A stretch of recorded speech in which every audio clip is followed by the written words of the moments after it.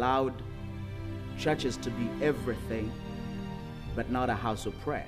The church in America, it has to come back to the realization that first and foremost, we are primarily the house of prayer. The church has a tremendous obligation to start this prayer. This nation was birthed in prayer. It's been kept in prayer, sustained in prayer. And if we're ever going to come back to that place where we see the next move of God, then it has to be birthed through prayer. Now is the time for every church, pastor, and leader in every state in this nation to call upon their churches to pray for America, to pray for the next move of God, united in one voice. Well, I think that all we have to do is look back to the book of Acts for our example and see that the church was born in prayer. There were key moments in time where maybe a demonic threat or a governmental threat came to the church.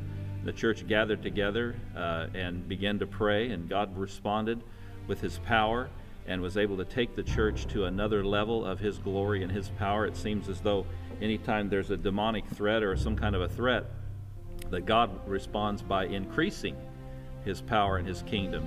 When we look into the Old Testament, we see story upon story how people served God, then drifted away and fell away from God, and then there was a coming back.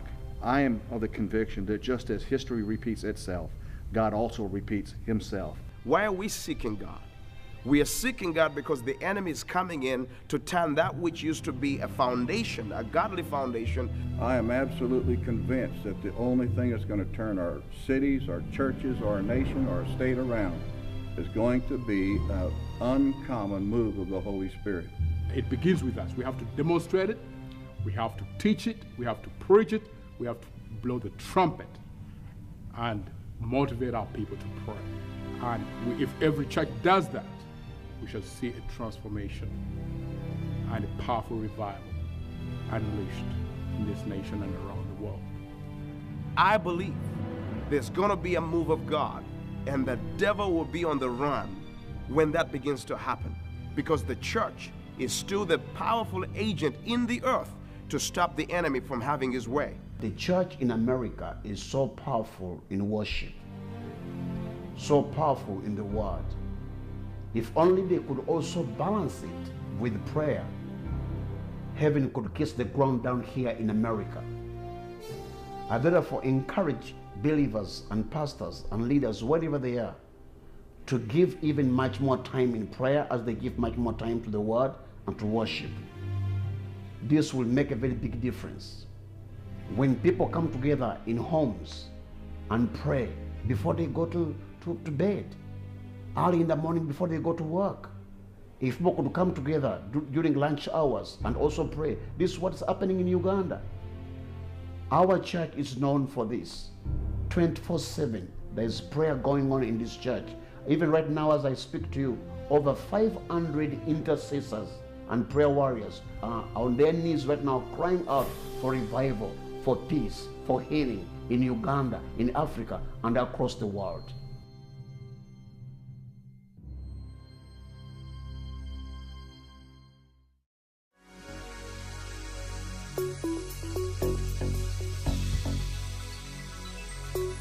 Of our city, Various cities. Into a city. Cities. In a city, That city, The city. Every city. the thing to understand about cities coming together, the church in a city, is that we as pastors and leaders within a city, I've heard us referred to as gatekeepers in the city, need to comprehend that we are the church of the city corporately together. I believe that as we begin to reach out to other leaders and pastors and across the city or state or nation and begin to articulate clearly the desperateness of our condition right now, and as they begin to see that, there will be a natural coming together of leaders to pray. And through that prayer, we'll see a transformation of a city. There has to be a praying force, a praying movement. See the church going with the flow of the world. It was just recently said that only dead things go with the flow. And we think about a salmon wanting to go upstream. They have one purpose. Their destiny is to go upstream against the flow to give birth, to multiply. And I believe that God is igniting the hearts of leaders today to go against that flow because He wants to birth something. He wants to multiply something in the earth. I pray that'll happen in my lifetime. If this nation's going to survive, it's going to survive because it's going to stand on its original covenant with God. But we have to turn away from our wicked ways. We have to agree that in our lives there's been things that hinder the move of God. We need to devote our lives to it. There needs to be a dying, if you will, a dying of the flesh, to where we're absolutely focused on Jesus, on the ministry of Jesus, on standing on the Word, through prayer, through repentance, and being hungry and desperate for Him. I don't believe there's any other way it'll happen, and I believe if we will do that and come in unity that way, it will happen. I believe God is looking for people He can show Himself strong through. And those people are the ones that are hungry and desperate for the move of His Spirit. And this nation, yes, it is a Christian nation, and yes, it was established on Christian values. As He cannot afford giving up on Israel, He cannot give up on America. And I believe there's hope for America. And I believe with my heart that there's a great awakening. We don't know when it's going to happen, but it's coming. I can sense it in my spirit. It's coming. But I know it's going to happen as churches come together, pastors come together, and begin prayer concerts everywhere, beginning from our families. As pastors teach churches and inspire, motivate churches to pray, families to pray, then it will transform into the church, then to the cities as pastors come together.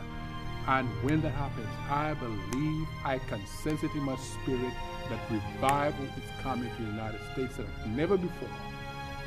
And this will transform, because what happens to Israel affects the world, but also what happens to the United States affects the world. Those are the